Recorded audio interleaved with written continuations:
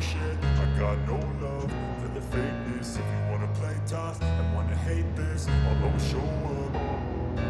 I don't ever slow up, no I don't take shit. I got no love for the fakeness. If you wanna play tough and wanna hate this, I'll always show up. I don't ever slow up, no I don't take shit. I got no love for the fakeness. If you wanna play tough and wanna hate this, I'll always show up and make a statement. Everything I do so instinctive and so passionate. Every word I move so descriptive like an adjective. I got a vendetta against people who got it. Being negative when you should be getting after it. I got facts over tracks. This and that, spitting slow, speaking fast. I could roast, I could gas, think I'm okay at last, but I don't know if that can erase all the past and the pettiness. A reflection of the emptiness, hilarious. You think you're worth my time, you're delirious, mysterious because you hide behind a fake exterior. Inferior, you know I'll always be a bit superior. Get off of me, this ain't no humble brag. I want you to hear words, you can say them back. I want you to feel free from the chains at last, and to believe in what you got, it was built to last, yeah. Now that I've been put through hell, I never got anyone's help. I had to do it all myself. I don't ever slow up, no I don't take shit. I got no love for the fakeness. If you wanna play tough and wanna hate this, I'll always show up and make a statement. I don't ever slow up, no I don't take shit. I got no love for the fakeness. If you wanna play tough and wanna hate this, I'll always show up and make a statement. Gonna learn the consequence of being incompetent. Mental health is confidence, dreams and some honestness. I'm not here to save the day, that's for you to take away. I could play. At ngayon nga pala ay nandito na tayo sa ating destinasyon. Nga pala, papakilala ko. Ako nga po pala si Sammy TV. Pero pwede nyo akong tawagin si Sammy Boy. Ang haba ng video na ginawa ko, hindi ko na siya pinagpakita sa inyo dahil napakahaba nun. Kaya dito na tayo, shortcut na tayo. At dahil nandito na tayo sa destinasyon natin, medyo makakapag-relax na ang ating mga katawan.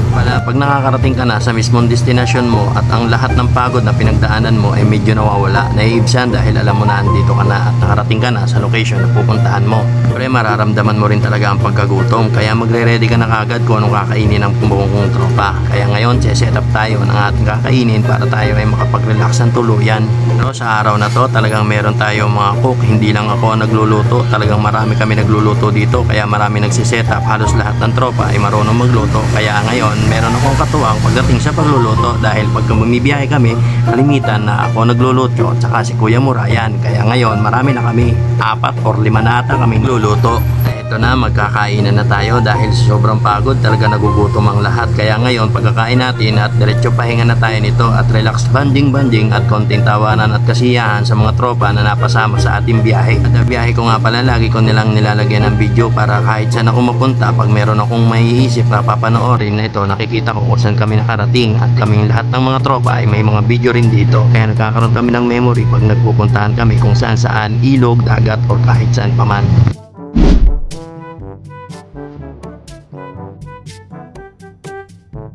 Ito, magang-maga nga at nakita ko nga si Kuya, yung may-ari ng pwesto namin na talaga nakalibre kami at binigyan kami ng isda at itong ginagawa niya ay yan ang gagawin niyang nilaw at yan napakasarap talaga ng gawa niyang kinilaw na yan at talaga sanay na sanay siya paggawa ng kinilaw. Hindi kami nakakatikim ng mga ganyang mga fresh na kinilaw galing sa mga ganyang dagat at kaya ngayon galing-galing talaga at napakasarap. Kung tatanungin nyo kami kung magkano na namin nagastos ay hindi kami umabot ng 20 nililibre na lang ni Kuya. Yan yung may-ari ng bahay at yan yung may-ari ng pwesto na pinupwestuhan namin. Yan yung mga taong marunong talaga. Pagdating sa probinsya, hindi kami pinabayaan. Napaka-solid yan si Kuya. Sobrang solid yan. Talagang lahat ng bagay ay talagang binigay sa amin. Shout out sa'yo, Mingning. Talagang inabutan pa kita magilamos dyan sa harapan ha. Baka naiiya lang kayo nagtatakip ng muka.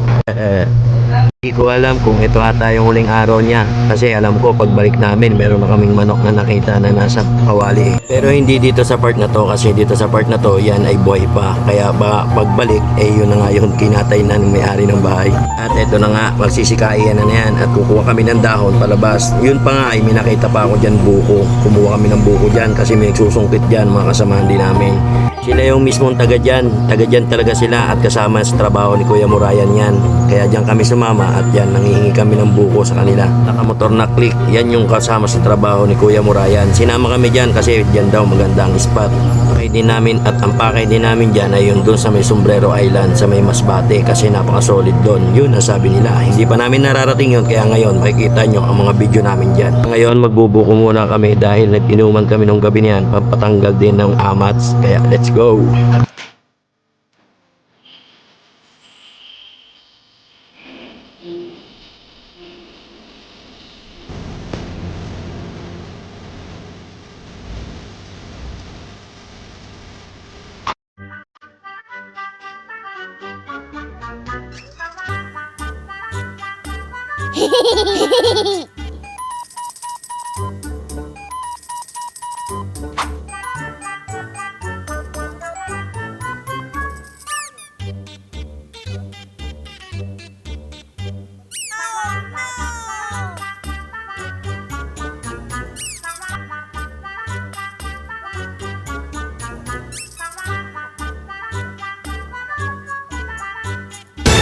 Abangan ang susunod na kabanata mga Lodi Pre. Meron pa to next. Yun ang pinakamagandang view. Thank you for watching. Goodbye.